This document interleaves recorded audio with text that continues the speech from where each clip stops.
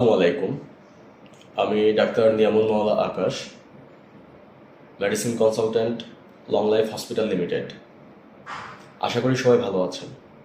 আজকে আমরা কথা বলবো হাঁপানি অথবা অ্যাজমা রোগ নিয়ে। হাঁপানি অথবা অ্যাজমা এই রোগটি আসলে কি?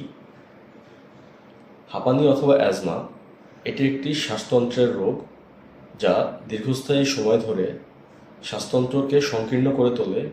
এর ফলে আমাদের নিঃশ্বাস বা শ্বাস প্রশ্বাসে বাধাগ্রস্ত করে। বাংলাদেশ সহ বিশ্বের প্রায় ৩০০ মিলিয়ন মানুষ এ রোগে আক্রান্ত। আসুন এখন জেনে নেওয়া যাক হাঁপানি রোগের লক্ষণগুলো সম্বন্ধে। হাঁপানি রোগের প্রথম লক্ষণ যেটি দেখা যায় সেটি হচ্ছে শ্বাসকষ্ট। শ্বাসকষ্টের সাথে কাশি থাকতে পারে, শ্বাস প্রশ্বাস ঘন ঘন হতে পারে, শ্বাস প্রশ্বাসের সময় বুকে অনেক সময় শোঁ শোঁ বাঁশির মতো শব্দ হতে পারে। এছাড়া বুকে চাপ অনুভূত হয়।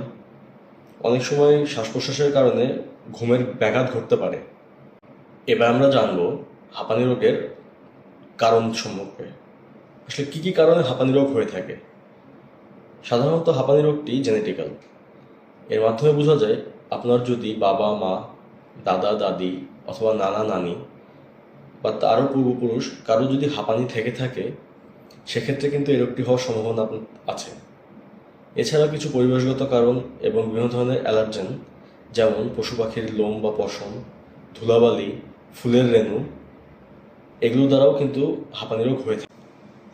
চলুন এবার জেনে নেওয়া যাক হাঁপানি রোগের চিকিৎসা সম্পর্কে।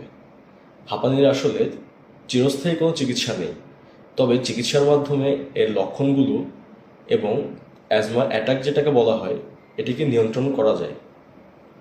সাধারণত এই চিকিৎসাগুলোর মধ্যে আমরা ইনহেলার, মুখে খাওয়ার ওষুধ নিয়ে থাকি। এছাড়া শ্বাস প্রশ্বাসের ব্যায়াম একটি গুরুত্বপূর্ণ ভূমিকা পালন করে। হাঁপানি বা অ্যাজমার ক্ষেত্রে সবচেয়ে গুরুত্বপূর্ণ বিষয় প্রতিরোধ। কিভাবে আমরা হাঁপানি বা অ্যাজমা রোগকে প্রতিরোধ করব, চলুন সে সম্পর্কে জেনে নেই। হাঁপানি রোগের প্রধান যে জিনিসটি দেখতে হবে, সেক্ষেত্রে যদি রোগী ধূমপায়ী হয়ে থাকে, সে রোগীকে সম্পূর্ণরূপে ধূমপান পরিহার করতে হবে। রাস্তাঘাটে চলাচলের সময় ধুলাবালি যাতে আমাদের শ্বাস প্রশ্বাসের সাথে ভিতরে না যায়, সেক্ষেত্রে মাস্ক ইউজ করতে হবে। এবং অ্যালার্জি হয় এ ধরনের বস্তু, পশু পাখির লোম বা পশম, ধুলাবালি, ফুলের রেণু, এগুলো সংস্পর্শে আসা থেকে বিরত থাকতে হবে।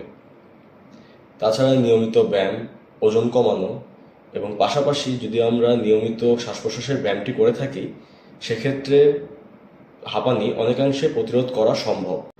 হাঁপানি রোগীদের জন্য বিশেষ একটি টিপস: ডাক্তারের পরামর্শকৃত ইনহেলারটি অবশ্যই সাথে রাখুন। অ্যাজমা অ্যাটাক অথবা শ্বাসকষ্ট দেখা দিলে দ্রুত তা গ্রহণ করুন। এতে অতি দ্রুতই আপনার শ্বাসকষ্টের সমস্যাটি উপশম হবে। আজকে এ পর্যন্তই। আগামীতে অন্যান্য অসুখ বা অন্যান্য রোগ নিয়ে আপনাদের সাথে আলোচনা হবে। সবাই ভালো থাকবেন।